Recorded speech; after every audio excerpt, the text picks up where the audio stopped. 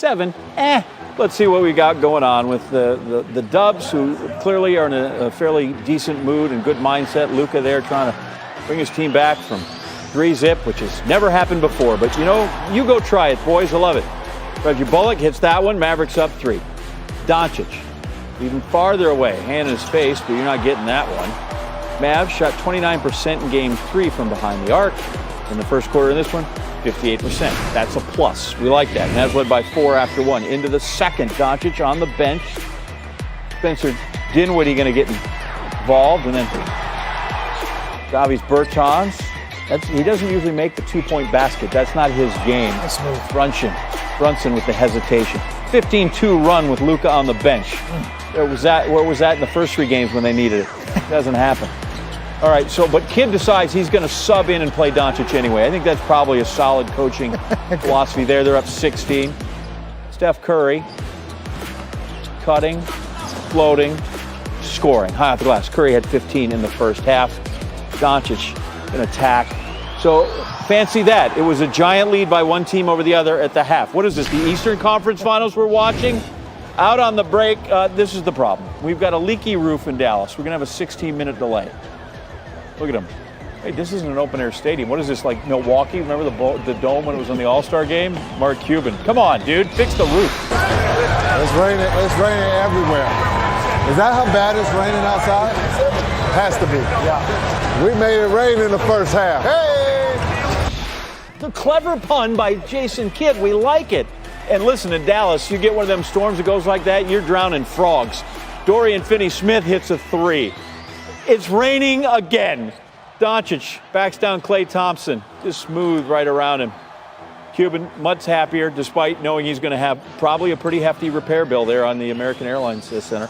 Doncic buries the 3. They're up 23. Steph Curry trying. Here's the thing. He's taller than you by a lot. When he stands there now, you're like, wow, he is much bigger. Look at Luka with the moves right there. So they're up comfortably. Look at that, dude. That's what you needed to get in the building. You don't usually think you're going to need it when there. Fourth quarter, everybody makes a run. Except for the Kings. So here we go. In the corner, launch, got it.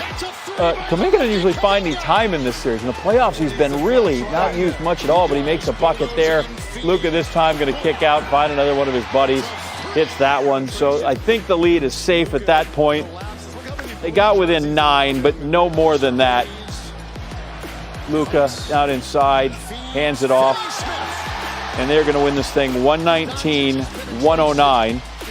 Luka's line in this one, 30 points, 14 rebounds, and 9 assists. George Sedano with Jalen Brunson. We're here with Jalen Brunson. Jalen, you were up 29. You end up holding on to win. What did it take to extend this to a Game 5? A big enough lead because that was unacceptable in the fourth quarter. Plain and simple. We got to be better than that, but a win's a win. We'll take it. We just got to get better. What was the conversation like pregame about trying to defend home court and extending the series? We got to just win one game at a time. All focus on one play, one possession, one quarter, one game at a time. That's all we're going to talk about. Granted, not the exact same scenario, but you were down to Phoenix and you won that series. What do you take away from that series that applies here? Playing better in the second half. We got to play better in the third and fourth. We got to be who we are and just sit together in those last couple quarters, man. That's really it. And lastly, second time you guys have had a rain delay in this building. What was that conversation like during that halftime? I don't even remember. We were just sitting around waiting to play. So, got it fixed enough. They tried to ice us, but we came away with a win. All right, Jalen, congratulations. Thank you, appreciate it. Guys, back to you. Who tried to ice them? Like the Warriors are up there drilling holes in the roofing? All right, so we're going to feel good about this, and then we're going to rain on it right here. This is the 4th time the Mavericks have won a Game 4 when trailing 3-zip in the series. Each of the previous series, as you see, Game 5 did not go as well. Loss. As for the Dubs, 10 times they have led a series 3-zip under Steve Kerr prior to this one. 6 sweeps, so that's out. But the other 4 in 5. So I feel like this could be done in 5. That's what history says. It goes without saying, Matt Barnes is here for your roofing and plumbing needs. He joins us tonight here on SportsCenter. Great to have you. All right, bottom line, what was the impetus for this Game 4 win? I just think, Dallas's back's against the wall, and obviously history is against them. But, and being in a position like this, you're going to take it game by game. They came out with energy, attacked the basket, got to the paint, and made plays. They shot the three ball extremely well this game. But I really like what their role players did. Their role players, Finney-Smith, Bullock, and Kleba last game were 2 for 17 from the three-point line. This game, 12 for 20. So a big turnaround for those guys. And it's going to be needed, obviously, this is home where you feel a lot more comfortable. Can this carry over back to the Bay where they're definitely going to need it as well? That's a great point because Finney-Smith and Bullock had combined for 9 points in the previous game, 0 for Bullock. So the role players stepping up, as you often see. Luka, anything but a role player. What did you make of his performance tonight? What I liked about Luka was he didn't shoot the ball particularly well, but he found other ways to stay engaged with the game. I coach my kids and I always say if the best thing you do doesn't work, what most kids think they're scores, how can you still affect the game? And Luka went out there and grabbed 14 rebounds, dished out 9 assists, played hard on both ends, and he still ended up with 30 points and not shooting the ball well. So he was still the leader out there, but he was just leading in different ways tonight, and it was a beautiful thing to watch. It's a great point. He led him with 30, as you said, and the shooting, you're right. The percentage is not there. 10 for 26, missed 8 of his 11 three-point attempts. The most important question, if you're a Mavericks fan watching tonight, how sustainable is this moving forward, or is John's history of Game 5 in Kerr about to come true here? I mean, again, history is definitely against this team, but they're not worried about history. They're going to go up to Golden State with carryover, hopefully. They did a lot of good things in this game.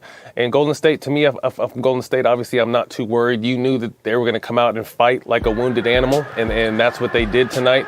So you got to go home if you're Golden State and protect home court. History is definitely on Golden State's side. They want to close this out and be able to rest up and get ready for the finals. History is on their side. If they win, it's a little more history. They would advance to the NBA Finals for the 6th time in an 8-year span.